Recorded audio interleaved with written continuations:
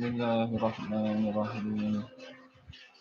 A'udzu bikalimatillahil ladzina an'amta 'alaihim ghairil maghdubi 'alaihim waladdallin.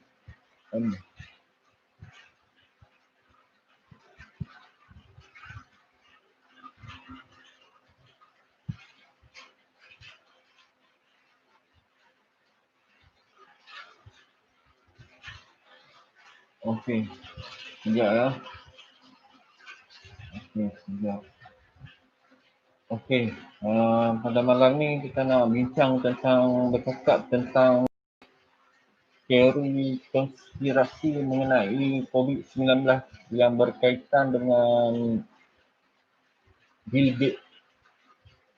Sebenarnya Bill Gates ni daripada awal-awal dia dah berkata tentang coronavirus ni daripada tahun 2014 lagi. Seperti yang dikeluarkan oleh harian Metro tarikh tak pasti tarikh berapa. Hartawan dan dermawan terkemuka Bill Gates kini menjadi sasaran pengikut teori konspirasi apabila mengaitkan dengan penyebaran pandemik COVID-19. Ini kerana pada 2015 ya, macam yang saya kata tadi, 2015 Gates pernah memberi ucapan. Cara lain menyebut mengenai ancaman terbesar bukan dalam bentuk peperangan nuklear, sebaliknya serangan virus yang boleh membunuh jutaan manusia. Okey. Pada tahun 2015 lagi, Gates dah signal benda ni. Awal-awal lagi dia dah signal, dia katakan akan terjadi banyak pendapat banyak mengatakan ini semua adalah teori konspirasi, ini semua adalah teori jahat daripada ilmu Illuminati dan sebagainya lah. Sebab apa? Orang mula tertanya-tanya, sejak bila Bill Gates ni mengetahui perkara yang macam ni, dan sejak bila pula perkara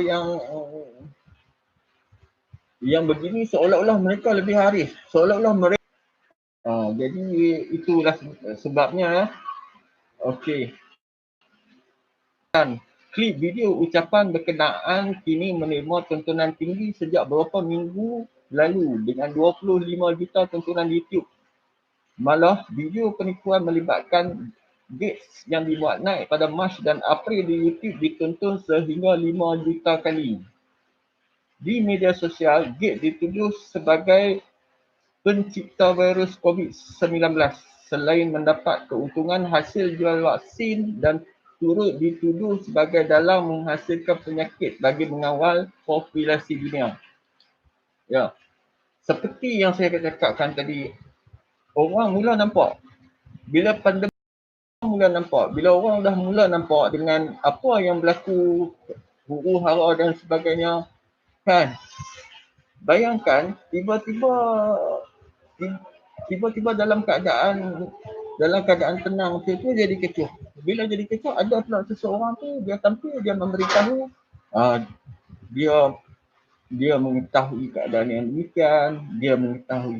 demikian, seolah-olah dia tahu, seolah-olah ada agenda yang tak transparan, agenda yang disembunyikan.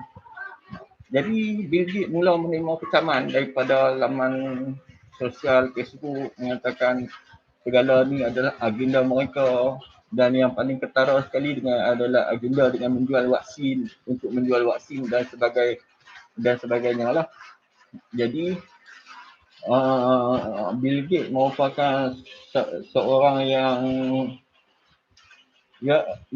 dikecam atas sebab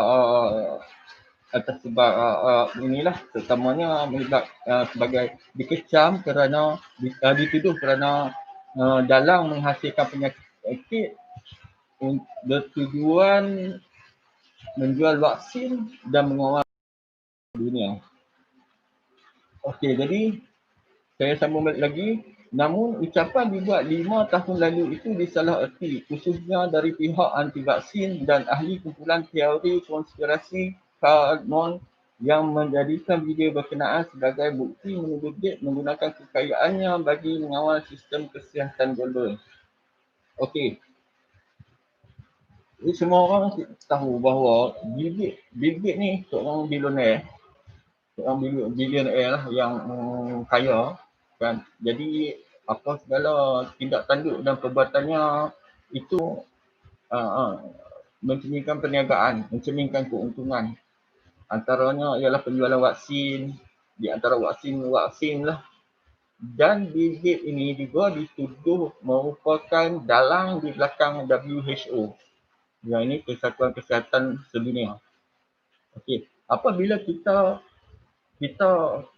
bercakap mengenai WHO dan juga Bill Gates dan juga Rockefeller, mereka ini adalah tergolong dalam kumpulan Illuminati. Mereka adalah dalang yang berada di belakang WHO. Ya. Okey. Mengikut sejarah yang pernah berlaku dahulu kala, Illuminati merupakan satu kumpulan elit global yang diterajui oleh keluarga Rothschild. Ya, antara mereka membuat begitu banyak kekacauan. Pada mulanya, para elit global ini menawan raja-raja Eropah, di antaranya Raja Rusia, Raja Jerman dan sebagainya.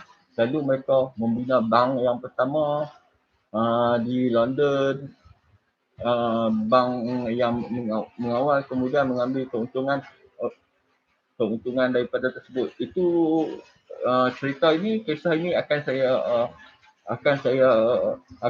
up balik semula pada episod seterusnya. Jadi episod ini kita tak nak cerita tentang itu semua. Jadi kita akan cerita pada episod selainnya. Okey.